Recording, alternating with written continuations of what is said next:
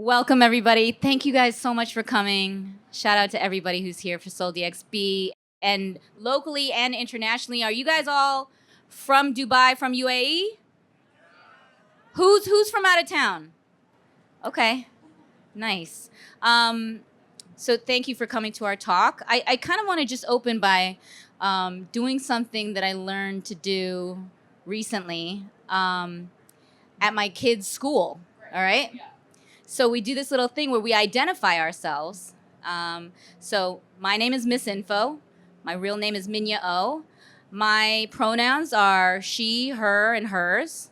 And right now, I'm going to ask the guest to my right to also do this. You know, we have so many different slices of the whole that is our identity, right? And on any given day, different parts of that whole are really prominent and really like are heavy on your mind or they're just like on the forefront of your being. And so today I would say Brooklynite, hip hop mom, and pre-internet child. Ooh, that's are my three slices that are most prominent right now. So I would love for our special guest to introduce herself as well. That was really good. Okay. I'm jealous of pre-internet. Okay, so my name is Petra Collins. I guess I identify as an artist. Ooh, my mic just got louder. I go by she, her, and I am an internet baby, so I'm a millennial. Yep. Millennial, I guess. What else? I don't know. It's funny because I'm constantly looking at myself, figuring out what I am or like what I'm doing, and I can never pin it down. So I feel like I'm like today, yeah. out of all days and where you are in the universe, like we're here in Dubai, what part of you do you feel like you want people to identify you as? Oh, I guess my like most vulnerable artist side is what. Okay. Yeah.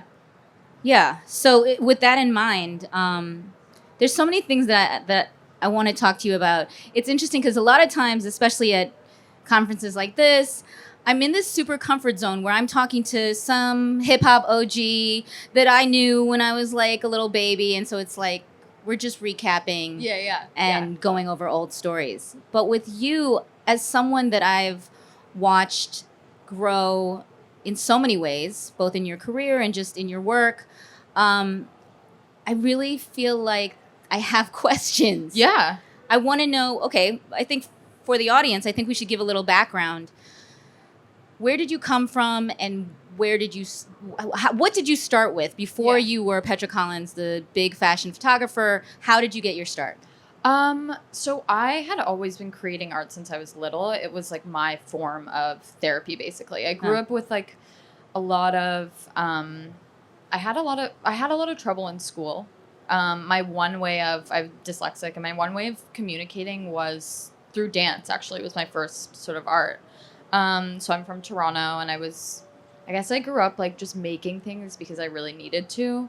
And I originally thought I was going to be like dancing my whole life. That was my like main. I mean, even when I talk, I literally can't stop moving my body. Yeah. That's like my one thing. But I went to school for dance. That's what I thought I was going to be doing. And I had a horrible knee injury, and I found out that my body actually couldn't support me dancing, which was really crazy. Wow. Yeah, because it happened at 15. So I was going through puberty, and my tool was my body. So I had all these conflicting thoughts. And so from there, I took on photography. I was always interested in it, but I never thought that I would be able to have like ownership over it. Right. So that's kind of, I feel like for me, I always tell that story because that it's interesting, like trying to sort of like rewire your brain to work differently. Well, the other part of it is if you at 15 or at 14 believe that you already knew your path, which is such a unique thing. I think that for most people that age is filled with just not knowing anything and being kind of afraid of the future. And for you to have a determined path and then for it to be basically blocked from you, what do you think that did to the way that you plan your future even now? I mean, I think it just created flexibility, like full flexibility, because, and this is also why I love like the thing that I like started off doing was curating, which is like working with other people, like listening, learning. And that sort of comes from me having to be flexible and sort of changing all the time. So I guess that for me, I was always like, I need to create some sort of art to survive, like mentally. And having that as a roadblock just kind of made me stronger. Yeah. Yeah. I mean, we know that like trials and tribulations make you who you are, but I think that really, for me, because it was so based in my body, I just really had to sort of like keep going forward and keep figuring out how I could do it. When it comes to photography, and especially in that era, this was pre-Instagram. Yeah, pre-Instagram. Pre-Instagram, and you were still. What were you using? What cameras were you using? Like, did you go like save up money and buy yourself a real camera? I actually so embarrassing. I was using disposable cameras, but no, that's not the embarrassing part. Because film was weirdly cheaper when I was around that, whatever, 14, 15. Digital, like buying a digital camera for like a 15-year-old. I don't even know. Yeah. So in school, I took a photography class, which I really hated actually, because we were actually taught a very like male-centric view of photography. It was black and white, very like, wasn't intimate. It wasn't how I felt about image making. So I was borrowing cameras from my school and I ended up just taking one, but it was like a 35 millimeter SLR camera. And wait, what's really interesting is that you identified that as male-centric when I think that for the most part, people are just learning in art and they're kind of like learning the masters, and this is an important photograph. Yeah. Look at this. But what about it made you specifically identify that this wasn't a view that you would have of the same subject? Yeah, it was interesting because I was like, where are we seeing? I'm not seeing anything that I can connect with. There's nothing that. Oh, also, the like things that we were taught, or the masters that we were taught, were specifically like white cis males. Like those were the ones that were the pioneers of photography. So it wasn't even like I was seeing anyone like Francesca Woodman or like whoever. It was these specific images where I was just, for me, I was like, that's not how I see the world. So I don't know what to do. And that immediately made you start going off on your own and finding out, okay. Well, there was one photographer that I really loved, which was Ryan McGinley. I don't know if you're familiar with him, but he, at the time, Vice was actually like pretty... It was a magazine then in like whatever, the 2000s, but Ryan always shot the covers. And the thing that I like loved about Ryan's images was there were all these, he was shooting naked bodies, but the bodies were never sexualized and they were moving and in this like beautiful, they're always in sync with nature. And that, as a teenager, seeing that was like revolutionary, because I grew up with your body is always like a tool for sex, or your body is a sexualized object. So it was amazing seeing Ryan's work. I mean, all of his work is like landscape. Yeah. It's landscape. And then so the body itself also becomes part of that landscape, in addition to the landscape, an expression of landscape. Yeah. It's really, really interesting. Besides Ryan, what were the other things that sort of shaped your visual voice? Like, what were the inputs? Like, I know for me, you know, for better or for worse, listening to a lot of NWA and you know, certain gangster rap was very formative to me. At the same time, you know, looking at magazines like 17 and Mademoiselle was very formative to me. So what were the sort of what was the food that sort of fed your eye? I was always obsessed with, I guess like horror movies, but also with the exploitation genre, which is really, I mean, it's a subversion of culture at the time. So I was all obsessed with, like rape revenge movies. So there's this one called, there's this one called Thriller, A Cruel Picture, which is about a girl without an eye patch, and it's amazing. And so these are like Grindhouse films? Yeah, original Grindhouse. And I was finding these through Tumblr. So that was like my... and I saw this movie. It was a lot of film that actually I've always been I've never really looked at photographers. My main obsession has always been film. So that's what I was looking at. But also not even critically acclaimed film, but sort of pulp film. Yeah, pulp film, which I was, because the thing about pulp film is there's no extraness is spared. Like it's just the grossest, the weirdest, the scariest, the prettiest. And there's also a movie that was very Tumblr of my time, which is called Daisies, which is this Russian, it's like a new wave film, but it's about these two girls that are just coming of age, but the way that the story is told is in this like wild, beautiful psychedelic journey. And so that's what I was watching. I think that's what's also great about that is that for so many people, you think like, oh, you have to consume fine art in order to make fine art. Like, right? That's like the taste that elevates you. Yeah. But it's so not the case. It's really whatever they call low art, pulp, horror that kind of tweaks your taste level to something that is so far removed from just standard, critical eye. So what about, what formed your ambition? Like what told you, was there any one particular moment that you felt like there was a pivot that this is not only just something that I need for my own sort of emotional expression, but this is a career. I can do this. It's so funny because this is what I always try to figure out too, because people are always like, how did you start? And I'm like, I just started from utero, but no, but it really was the will to live. For me, the people that I connect with most are artists and the people that do make things because they, love it. It's their life and death. And because they need to, and because they also want to make a change. So for me, I never thought, I thought I was always going to be an artist. I never figured out what that meant financially even, or what that meant career wise. I just knew I had to do this, and it kind of didn't matter where I would end up. Because when I started, I've worked so many random, it's not, I'm also, it's really not a glamorous life. If you're an artist, you just work. And I would work and work and work and work until I could do what I wanted. Did you take jobs that you didn't feel comfortable with? Did you take projects that you either it was kind of a chore or? I mean, you always sort of have to do it, but I just mean I was working retail while I was got it.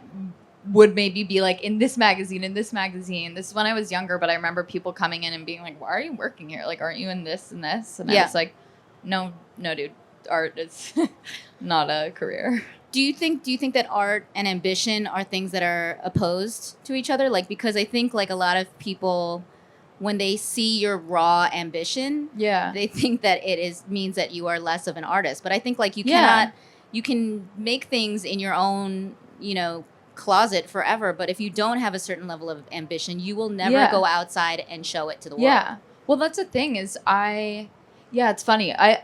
I've always had that conversation with people too, where they're like, "Oh, you're Yeah. Right, and that's and then that's maybe not necessarily a thing. Well, that is another thing is that I didn't necessarily have, which I feel like a lot of, which I actually realized when I moved to New York. I never realized this. I didn't know too much about the current art scene, but it's very white cis males making art that were already it's a privilege to make art, basically. Absolutely. And I didn't have the privilege to make art without working really hard or trying to live. Okay. So that's maybe where my ambition came in, where I was I can't just sit in a studio. I can't rent a studio. I can't just sit there and make something. I'm making things not making things out of fear, but making things out of urgency. Hunger. Yeah. And hunger. Yeah. So that was very interesting to me because there are things that sort of separates what I guess my ambition comes from me not having the privilege to sit still. Right.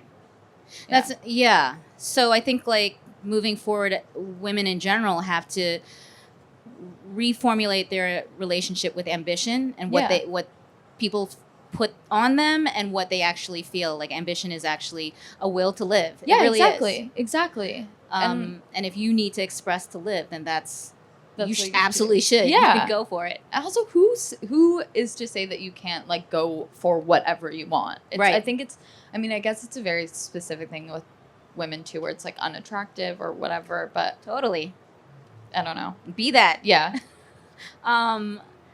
Okay, so now let's talk about what life is like for Petra right now. Oh, yeah. Like, what is the pace that it's going in? Just describe the past 6 months. Yeah. I mean, it's funny because I'm always trying to, my life has moved super fast. Mm-hmm. And I'm always trying to figure out like how it's sort of, if it's similar to how I was or if it's new. But I think for me also, because sorry to keep going back about like artist therapy, but for me, I always had to be making things because it was either like not a distraction. It was either like, I guess a distraction or an outlet for trauma or I don't know. I've never not had a schedule where I can sit still. And that's something that I'm trying to figure out right now is how can I sit still comfortably and also be able to make work? Because at a certain point,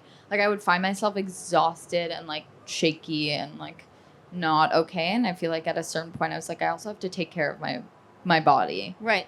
Was that because you were uncomfortable saying no to things, to saying no to projects, or there were so many great opportunities that were coming really quickly that you didn't want to say no? I actually have said no to so many things. Great. Which which was so hard for me always because I'm like a go person, but I was like, I have to say no to this and no to this and no to this because I need like personal time. It doesn't align with what I feel. And yeah, but so the past 6 months, I mean, still the same. I've been like working like crazy, but I've moved on to a new medium, so I'm kind of figuring that out. I've been writing for a whole year now. Okay. And in between doing still shooting. I did my 2 books that just came out.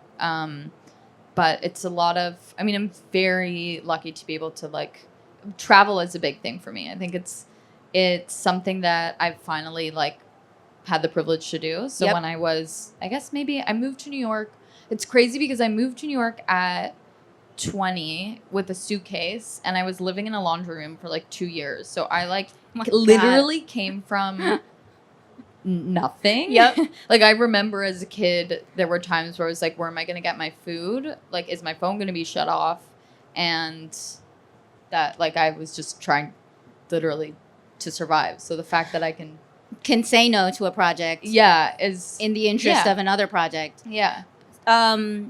Commercial wise, like what have been the shoots that you've done recently that you've really been excited about? I actually really did this. I was just in London right before this. I did this really fun. There's this designer Simone Rocha who's incredible.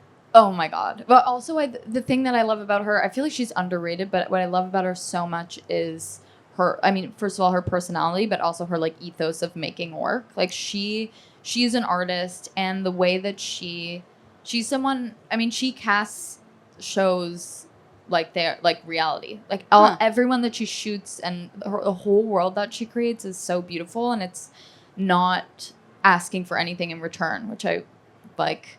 And so what was the shoot? Like, do you get to, when someone comes to you, especially someone who's creative like that, do they say like, well, Petra, what do you want to do? What do you see for this? And now do you have the sort of privilege of being able to determine that? I've actually, I mean, I was so lucky, but I think because I was very early in this sort of, I think now we have more like artists / fashion, whatever. But when I started, I've been lucky enough the entire time to sort of be able to always create work that looks like my work. You never were hired for a gig where they were like, well, this is what we want.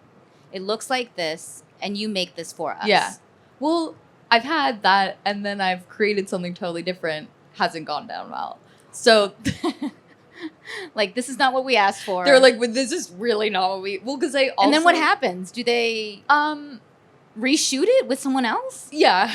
Oh my God. Which is fine because I'm like, it's the people that I work with are really cool, and they're to a fault where they're like, yes, do what you want. And then I'm like, are you sure this is what the brand wants? And they're like, actually, no, sorry. But then I get the like amazing experience of like having a. That's another thing is when I moved into the reason I moved into shooting fashion was because of I could have budget to shoot or I know. so I could like shoot things. Right. So when I like now when I get to like I did this one of the shoots that didn't end up being published, but like I got to shoot on the lot of Universal. I had my friend do the set design. It was like so cool, and I got to keep those photos. But. So we can see those photos through you at some point, but the brand themselves didn't love it. Yeah, which is fine. It's cool. Then I've been able to keep the photos. And how do you have that level of acceptance? You don't like criticism or rejection doesn't bother you? That would crush me. Yeah.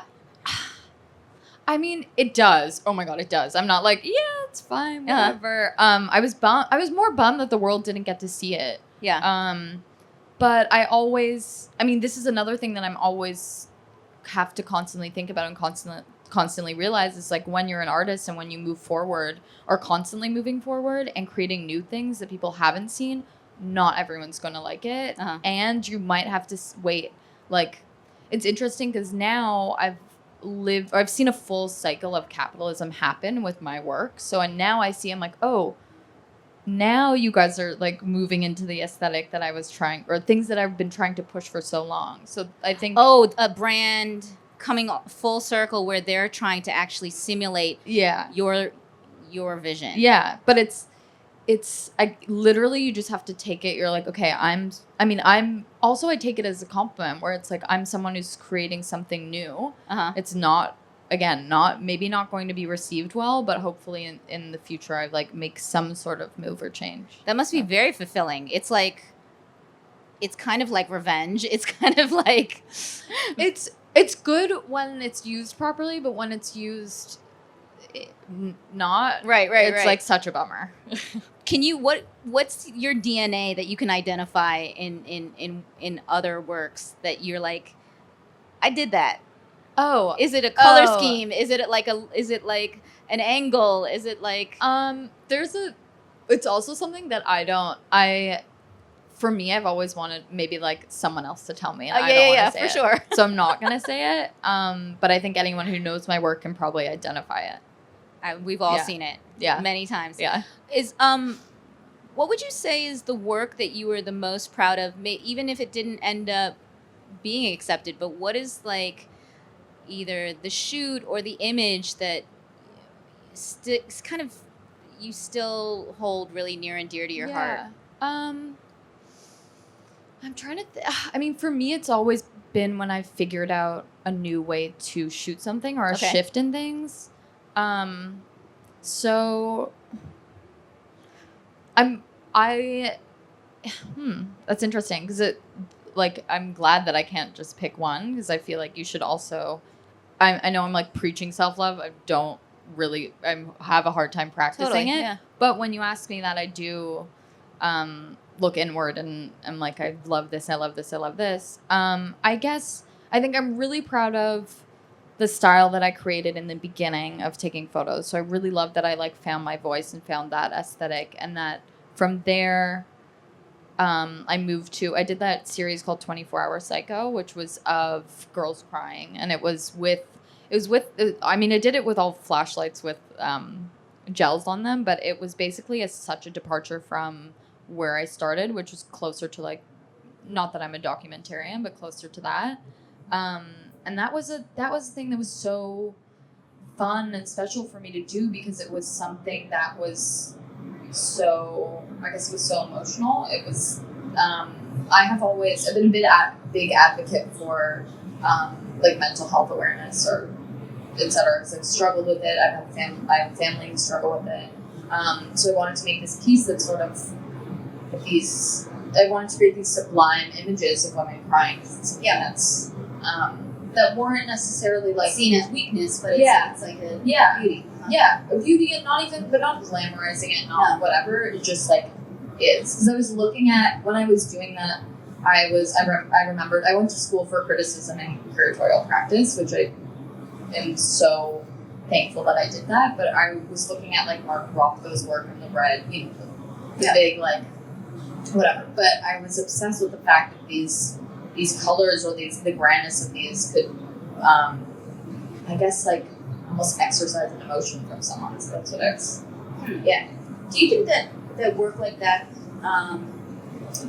says more about you than it does about the subject? Like, do you think that photographs, even if they are not self-portraiture, like actually says something about you that you might not recognize until later on? Exactly, because that was the first thing that I learned when I was taking photos. And I can like even recall this event, but it's this one image that I have. I shot it in my bedroom. It was like my sister's 3 friends. They were like smoking on the bed. And I had always, I mean, we assume that what is, I guess, captured through the camera is what is real life, but it isn't. When I got the film back, I was shocked at how dark and moody and different from what I saw, how they looked. And I realized that like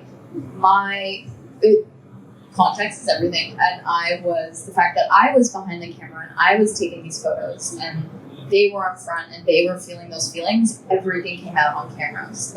I think it's, which I try to, when I work with someone, when I shoot with someone, I'm aware of, I make them like know that it's a collaborative work. It's not going to be a full representation of them. It's going to be my understanding of them and their understanding of themselves. So that when I shoot, like let's say when I shoot like a celebrity or an artist or like a whoever, I love for them to tell me what they want and how they want to be seen, and then I interpret that, and then we sort of have a conversation around that. So wow, that's fascinating. I mean, it's super deep because it kind of it kind of goes against what the camera is, the actual job of the camera. Yeah. If just the fact that you're taking a photo of something ends up going through your brain, being reprocessed, taken apart, completely deconstructed, and put back together in a different way, then that's kind of scary to both the subject and to the to the artist and to the viewer. Yeah, it's because like, what am I looking at? Am I looking at how you were feeling, or am I looking at those 3 girls, or am I looking actually at myself? Yeah. Right. Wow. Well, that's what I love about art, is because it's the true mirror to reality, or the reality that we experience inside. And that's why I always needed to do it, because it was the only way I could see what was actually going on visually. Yeah. Well, speaking of reality, I think that something that is so fascinating is the new book that you put out, Why Be You When You Can Be Me. I don't know if you guys have actually seen this, but if you can kind of describe how this is a true departure from a lot of your work. Yeah. It was funny because I was talking to someone else where I was like, oh, I finally got to go back to how I started and the feelings that I had and the references that I began with. So this book, I guess I made this a year or 2 ago, and I felt like I've gone through a full cycle of, I've been shooting people forever, and I was like, I haven't looked at myself or what I'm feeling, and to keep shooting subjects, I need to do a serious like recon of like what's going on inside. Interesting. So because I've seen the full transformation of Instagram and the internet and the sort of like insidiousness that lives inside. I mean, I'm an advocate for the internet. I learned so much on it, but I think we also have to, on the flip side, see what it's sort of creating. So I found myself, when I went through puberty and like a little bit after that, I had like serious body dysmorphia. And I really struggled with identifying if anyone's had body dysmorphia, it's like you literally can't identify yourself or what you look like or any of that. Can you identify what you want to look like or what you don't want to look like? You can identify what you want to look like, and this is if you have an eating disorder, you're never going to see your physical self. Like I could be like, literally don't even know what I looked like if I looked in the mirror. Like It's the most bizarre. It's interesting. But it's the most bizarre. So it's an impossibility, because even if you have identified exactly how you want your leg to look, your leg can never look like that. Okay. Yeah. So it was. It just is such a black hole. Wow. And I recovered from that. I feel like I created a lot of great work, and then I was And then recently, I guess like 2 years ago, I was getting sucked back into, which we had a conversation right before we came in. Totally. Where we were like, we should have just saved it for the talk. But no, where I was getting sucked into all these face-tuned images, all these like false, I guess, realities of, or our new definition of feminine beauty. Yes. But then I started being like, I need to change myself. I need to do this. I need to do that. I hate myself. And then I was like, okay, this is just. So even when all of these photographers and fashion houses are booking you, as now you're a model as well, and they're booking you for these shoots, they want you to be in there, and that's if there's any greater sort of affirmation that you are a beauty ideal or body ideal, it didn't work. No, and this is also something that I've been writing about, but basically you can, which I think we all need to learn at the end of the day, is nothing, there's nothing that can fill your like existential hole. It's like you have to be okay with yourself. You cannot, there's never going to be enough people, things, scrolls, likes, or anything that can make you okay. Yeah. And that's something that I had not finally figured out. I know it, but it's very hard to sort of go into it. So it literally doesn't matter. It's also it's an illness. It's a disease. It's like you are never going to get, nothing is ever enough. Right. So you just have to make sure that like you have to be enough for yourself. You have to be okay with it not being exactly. filled, right? You have to be okay with emptiness and that needs to be part of like a healthy organization. Like, but so then you decided to make this book. Yeah. But the book is filled with a lot of it's self-portraits, but you're both mutating yourself and sort of like I mean it's so crazy. It's Petra with these masks. What are they, like body, like vinyl or silicone? It was the coolest thing because so this is how I went into it. I was like, I don't care for self-portraiture because for me it feels removed. I like physically holding the camera, and for me to not have the camera, it doesn't feel like I can tell the story of myself. Okay. So the physicality of, and which is why I like film, was what brought me to be in love with it, was that you can like control the light, you can hold it, you can move it, you can do everything. And I never thought that I could shoot myself because I can't let go of the camera.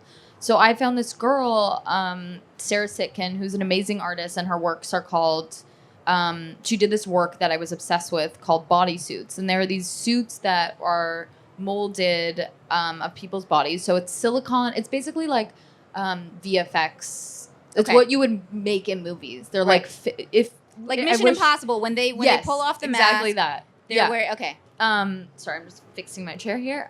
So she made these pieces that I saw and was like insanely moved by, because they were on the exterior. There's nothing spared. They look like the realest of the reals of the real, skin, everything. And then on the inside, they had these beautiful fabrics that each person chose. So it was fabrics that they thought like represented themselves. So you can actually, in her exhibition, you can put them on and feel the weight of the person. And that was interesting. When I went to visit her studio, she was telling me that a lot of people who are in transition can try these on and feel what it feels like to be in a different body. So I was like, I messaged her and was like, do you want to do my body? And because I realized, I'm like, this is the way that I can shoot myself and not let go of the camera. And I can also, I feel like the first time in my life, have the most like authority over my image, or over like, it's funny because when we were making it, it almost like I was like letting go of everything, but also gaining back power. So when we made it, I was like, do not spare any pimple, any dry skin, any cellulite, anything, any hair, put it on there. Because you can like, if you wanted to, for a second I was like, oh, can you just not, like, I have like... Right, like you didn't want to make a sex doll version of yourself. Yeah. Right? Like you wanted to make almost the extreme of reality so that it's confronting you. Yeah. Okay. So that's what I ended up doing. She was amazing at that. When I went in, I was like, I had like super chapped lips, and that's even on my oh my thing. God. It's so, they're wild. I should have brought one. I actually have them in my suitcase. They're really scary to travel with because they look like, I mean, they look like it's like a Yeah. corpse. yeah. It's like a lovely corpse. Well, sometimes I'm like, am I gonna get stopped and like, are they gonna take these out and be like, what? It's like Hannibal Lecter vibes. right. Yeah. So I Artist problems. yeah, literally, Right. I just have to take this body across the border. It's fine. But yeah, so it was a long process creating those masks. I did my entire body, my hands, my feet, like everything. And I also did my sisters, which was a kind of a main note in this book where the only other mask that I created was my sisters. And because we grew up in tandem, obviously. She is 2 years younger than me, and we both sort of experienced different spectrums of like how we felt about ourselves. So, and we experienced problems. I mean, when you have a sibling and you both, I guess, live in dysfunction. We were living in dysfunction, and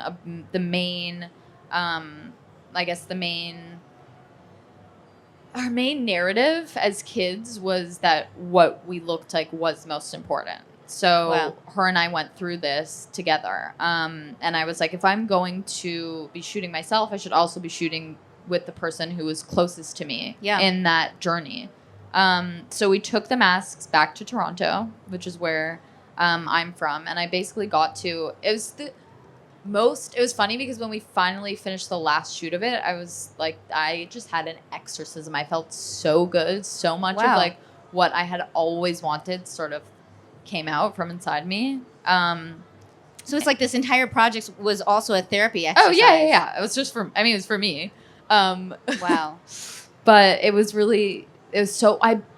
another thing about it was that I realized I was like, I can basically do whatever I want with it because it's me. I've always shot subjects and I'm so respectful to them. So I never take any, I don't take any, what's it called? I don't try to insert anything that I think onto them. And this was the first time where I was like, I can just throw whatever I want onto this person, which is me.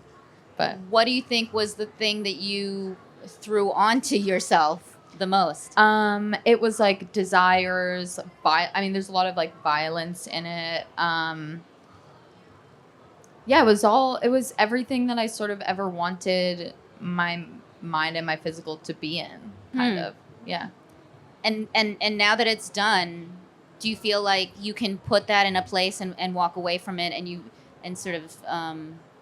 you've gotten everything that you needed out of it? Oh my God, I got what I needed out of that. And I also, I'm like, I need to make another thing. But no, that was such a good re-entry into shooting people. So then I sort of just went back into it. But yeah. What is the next thing that you're working on? Because you kind of referred to writing. Yeah. And I know that you love film, so tell me more about like what's coming up. So I've spent, this is like, I'm like on the DL, but there are cameras. Public announcement. Yeah. No, I've spent a year. There's a writer that I really love. Her name's Melissa Broder. She wrote this Twitter called So Sad Today, which I was obsessed with all through high school. And then she wrote these beautiful books called The Pisces and So Sad Today also. And she was someone that I like always, she was a poet before she was a novelist. So she sort of like writes some prose, but I always thought, I connected with her maybe like 8 years ago, and I had always thought that we would make something on the art side. Like because I was making neons for a while, a lot of text neons. And I thought, maybe like that's something we could do together. And then as time went on, and I read her book. Her book is something that really changed me too. It's this book about this woman. It's about trying to fill your existential hole with material things. Okay. And so much more. But when I read it, I was like, it was also my re-entry into reading too, because I went to school. Reading has always been my most, because of my dyslexia, has been difficult for me, and I had always sort of been like embarrassed to read, or sort of didn't find my like space to read. And when I read her book, I was like, wow, this was my safe space. This is my quiet space. this is what I can do when I need time. To get away from images, to get yeah. away from the visual, you had to get back to just text. Yeah, which was, I mean, it's now I read like every single day. It's like it's changed like crazy. But anyway, so I went to her and I was, because we have a lot of similar themes, and I asked her if she wanted to write a feature with me. So we basically just have been spent a year writing a film, and that's. Can you tell us what it's about? Yeah, I mean, basically it's about everything we talked about, but it's in the sort of in the genre of horror, but it's a body horror. It's gonna be gross, and it's about not being able to fill your holes, and that's all I can say. But it's really, I'm here for this. Yeah. You know, it's so funny that now horror is really the most accurate and one of the few reflections of ourselves that actually resonate, because we're so everything is so extreme and we're so numb to everything that it literally takes a chainsaw in order for us to see racism. Yeah, totally. Sexism. Totally. Like these are all themes that we now need, you know, the extreme of horror to sort of reflect back on us, which is fascinating. Well, it's cool because if you think about it, it's also it also is sort of the closest to reality that you can get, because when we're seeing like dramas or rom-coms or whatever, they're sort of always just our idealized versions of any of these situations. Okay. And for me, when I was watching horror, I was like, this is the most accurate representation of also like feelings. So this is because fear is the ultimate real truth or something. Like, no, I think, I mean, I guess not just fear, but it's the easiest genre to subvert, because it's the easiest genre to make something new out of. Because if you do that, you can't really do that with drama. You can't really do that with comedy. You can take a horror film and you can like turn it on its head, and you can. The final frontier. Yeah. Amazing. I cannot wait for you to actually get that going. I know, me too. And I know that obviously, do you have fashion shoots that are campaigns that are coming out? Yeah, I have some really fun stuff. Really fun stuff coming out. I have a couple things that are coming out in February and March that aren't they're fashion related, but they aren't photos. There's something I'm doing a couple things that are. Where would we be able to find them? Are they going to be? I don't even know if I can like say. Okay. But there are things in like a fashion sphere and a beauty sphere, which is really fun. We just have to really stay tuned to your Instagram. Yeah. And are you still like blogging and doing stuff like that, or not so much? Well, it's so funny because I was a Tumblr like stan. I was a Tumblr girl, and then when all that stuff happened with Tumblr, it was like my Tumblr's gone now, so you can't. I still am on it. I collect images, but I've really sort of pared down what I post and what I do, because I'm not sure how I feel about everything at this moment. A scene? You need a scene? You need like your own scene or your own books. Yeah. I mean, I guess writing has been a new thing, but yeah, I don't know. Yeah. Well, I'm interested in all of it. I'm really excited for the things that to come in February and January, because it's something I've never done and that I've like got to do. And it's again, which is why I love. I think it's so important to, if you like have one medium that you're doing, to learn about others so you can strengthen your own. And that's why I've sort of moved into different spaces, is you really learn about, like the way that I learned most about photography and filmmaking is from reading. And it's from learning. And so I'm excited to see what I've learned transition into whatever it's I'm making. Well, we're going to take some questions from the audience, but before we did that, I just wanted to ask you, you referred to Ryan McGinley as someone who really was formative in your early career. Who are the people that you surround yourself with now that either feed your brain or your soul or whatever it is? Like, who are the people that you surround yourself with? I have this, one of my like best friends, her name's Moni Howard. It's so funny because my like problem is that I get letters and stuff, so I don't know where Dean is here, but she's she's been sort of a mother figure for me. Her Instagram is Moni Bell. You'll see it, I always tag her, she's one of my greatest collaborators, but she has 2 daughters that are my age and my sister's age, so she's always been this like mother to me. But she's crazy intelligent, but also has this sort of the thing that's always most important to go back to is your child's like ridiculousness, and so she's someone that I am she lets you just. Oh my god, decide. her and I are just out of control together. But it's my sister is the same, who is like, it's people that I can really feel like a child again with. Dean, who is in here, who's my I sister, just but met is so lovely. Yeah. who's also very talented stylist, who actually styled my book, who styled that book and styled a lot of stuff that I've done.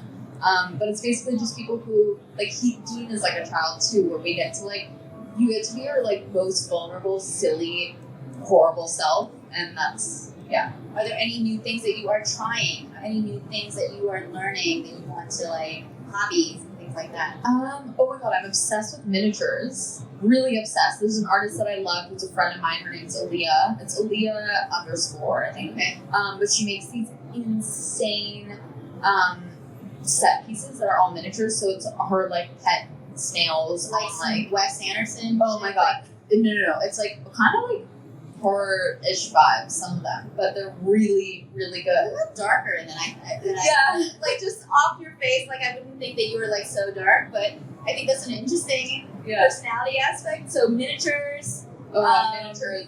Well, miniatures like soothe my. It's also, I feel like I go back to a lot of stuff because I didn't necessarily have a normal childhood or like a childhood, so I'm constantly trying to like feel, I guess, safe or feel like Right. a child And play. yeah, play. Yeah.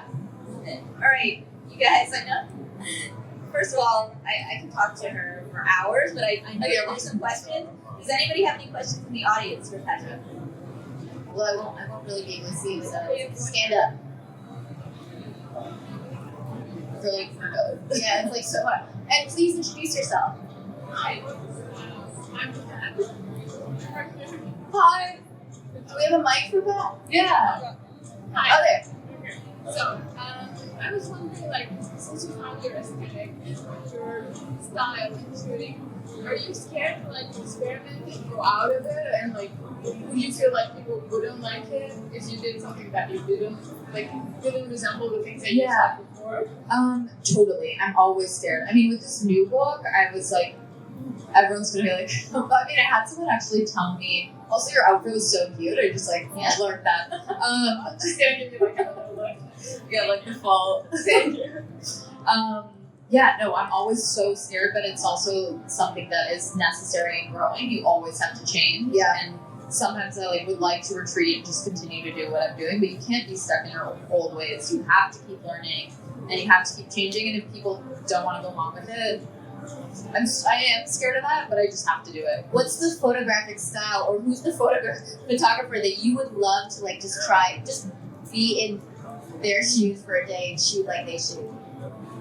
I don't know. I think it's more like filmmakers. Like I would love to be like. There's no photographer because I don't know. I'm trying to think. Okay, with film. What's the film style that you're like, I wish I could just try that? I mean, I love. You know what? I actually don't know. I actually don't think I can answer that question. Every time, people are like, who are your favorite filmmakers or what's your favorite color? And you're like, I don't know. Like, I'm always Do you like, ever do black and white? Like, I just started experimenting. okay, with it, so maybe that's what it is. Yeah. Well, it was always the thing was I was obsessed with color, and I sort of like feel like sometimes I have enough of it where I'm like, color was the main thing in my images, and when I realized that sometimes that like a face or a pose or something is more important, then I switched to black and white. So that's something. It takes away like one of your one part of your language, so you have Totally. to compensate with something else. Yeah. All right, I think we have time for one more question. There's somebody right here. If you could stand up in the back with glasses. Hi. Been waiting for the mic. Hi, my name is Pran Pachal, he and him. I have a question. What do you think of the sudden psychological horror resurgence in film? You know, like Hereditary, Us, and I think your style fits Midsummer a lot. Oh my god, I Yeah, love totally. Yeah, it's an amazing film. So, Yeah. what do you think about this huge resurgence? Because the 90s was filled with Final Destinations, and the 80s and 70s was filled with slashers. Yeah. So, why do you think psychological horror is coming back so big? Well, I think because we're having to totally learn a new way of thinking. And I think specifically with the internet, all this stuff has been introduced so fast into our lives, and we're sort of just learning how to, I guess, like, deal with it or figure out how and where to be. So when we see these, I mean, for me, it's very comforting to see these because I can see that we're working it out or we're trying to figure it out. I love that they're back, though. They're the scariest to me. Psychological thrillers are the scariest. But I feel like also, again, because we are so looking for the real at this point, that what's inside our brains is what is the most important, or what we like want to figure out. So that's my guess. Yeah. Do we have time for one more? They're kicking us out. But thank you guys so much. Yeah, thank you so much. And Petra, this is so Thank you. lovely. So fun. Again, make sure that you're keeping an eye on everything that she's doing. And come February, we'll be watching and waiting. Yeah. Thank you guys. Thank you.